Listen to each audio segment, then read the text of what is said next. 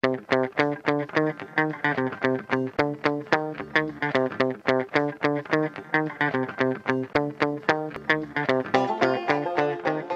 welcome back to part two of our two-part tip on working locally on specific areas and selecting those areas. In the first part, you'll recall we made a selection of just these dogwoods using the color range tool.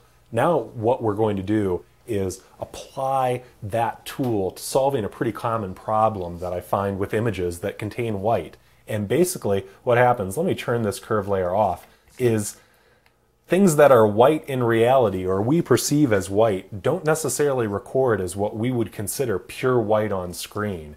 And if we go back to our color range tool, you can see that when we look at these dogwood petals, they're actually kind of green. And there's, some of this other color, whatever you'd call this, there's a little bit of yellowish deep value of it. But these are kind of a pale, icky green. And what's happening here and why we don't get perfect whites is film doesn't record things perfectly. Rarely are we in light that's the same color balance as the film, so that induces some casts. Slight errors in processing, maybe it sat in the sun for 5 minutes and that shifted things, and then some of those are enhanced sometimes when we scan. Basically what it gets down to is we're left with something less than pure white. And when I think of dogwood blossoms, often young blossoms have a little bit of green in it, but these really, the essence of them is a much purer, cleaner white.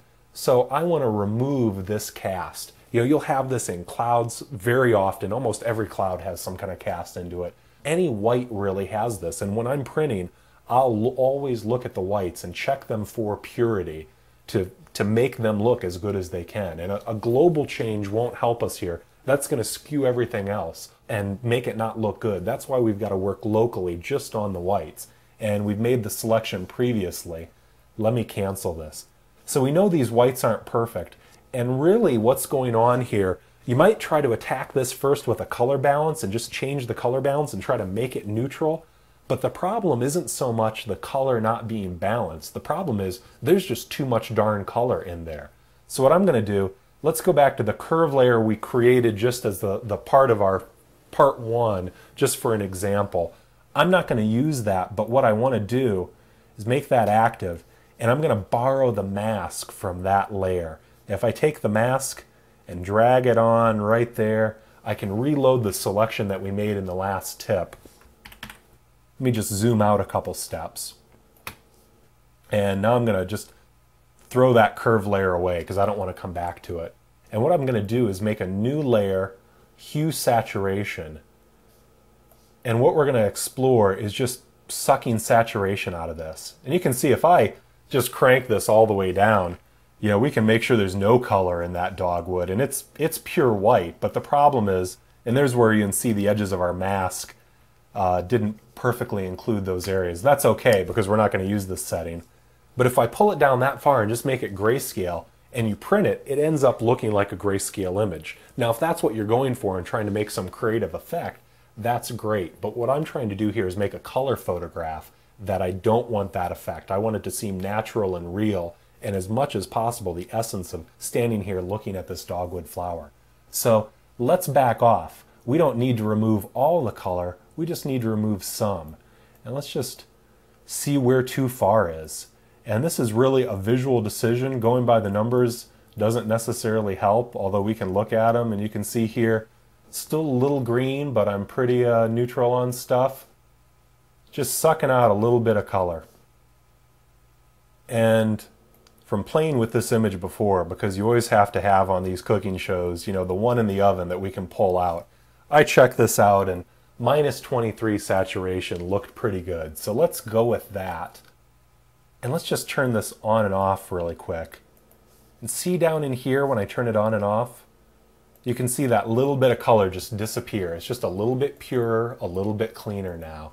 But there's still, if we look at it by the numbers, a little bit too much green balance in here. And the color of it, I don't color correct by the numbers. I'll sometimes use them to see things that are subtle on screen, but I want to color correct by what visually looks right to me on a calibrated monitor.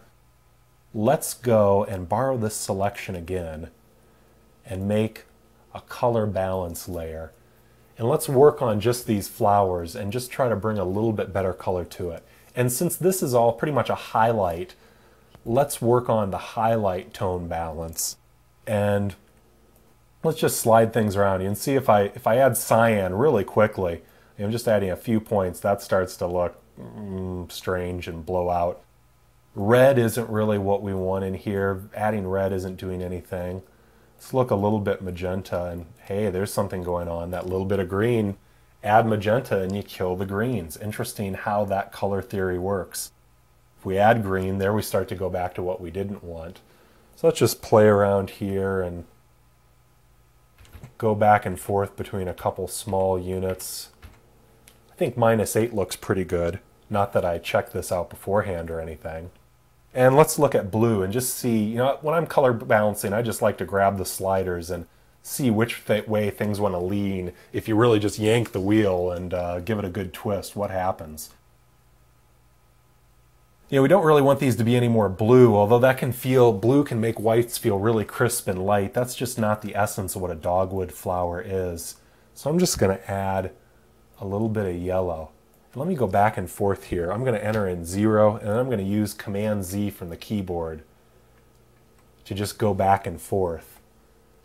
And the white just looks a little too pure and strong without any correction to the yellow. But when I add just that little bit of yellow in, it just feels a little bit more organic, like those flowers really do. I'm going to click OK, and you can see just with these 2 layers now, let's turn it on and off. And let's just zoom in again and give you, the viewers at home, a closer look here. We've changed these flowers from what now look pretty green to me to just being a little bit brighter and open and having a bit more color in there. So that's how we work locally on just correcting whites that have color casts. And that's the end of our 2-part tip. We'll see you again soon.